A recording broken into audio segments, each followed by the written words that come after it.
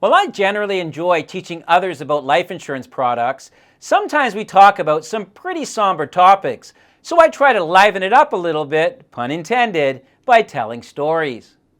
Whenever I teach probate, I tell a story about my grandfather.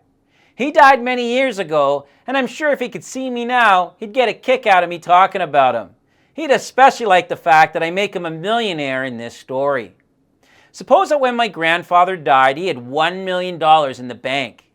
What do you think would happen if I walked into the bank armed with his death certificate, his last will and testament naming me as the sole beneficiary, and I wanted to clean out his bank account? So, what do you think would happen? Well, I'm sure the bank staff would huddle around in a circle and debate the following questions. How do we know this is a valid will?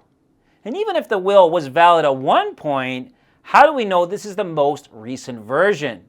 And what if we give them the money and this will ends up being contested? Now, if there was $100 in the account, they'd probably take the chance. But we're talking about $1 million here. To protect itself, the bank will likely ask for letters probate. In basic terms, probate is a legal process where the courts review the will in question and decide if it's valid and up to date. This process occurs within the deceased's home province. When finalized, letters probate is issued, which is the court order that authorizes me to be the executor of my grandfather's will and withdraw that cool $1 million. But not so fast. Assets that are transferred as a result of a will are generally subject to probate fees. Now, probate fees are based upon the size of the estate and the rate applied in the province.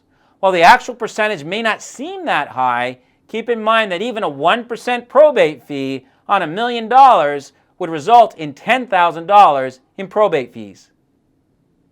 Recall that probate fees apply to assets transferred as a result of a last will and testament. Since insurance products allow you to name a beneficiary, if you name one other than your estate, the funds will avoid probate fees. For example, if my grandfather held segregated funds instead of a bank account and named me as the beneficiary in the policy contract, the funds would go directly to me. The funds would never form part of his estate, as they would bypass it completely and would therefore not attract probate fees. There are other ways to avoid probate too, such as transferring assets to a trust prior to death or when a spouse is inheriting assets. For more information on these, be sure to review your SeeWhy Learning Study Guide.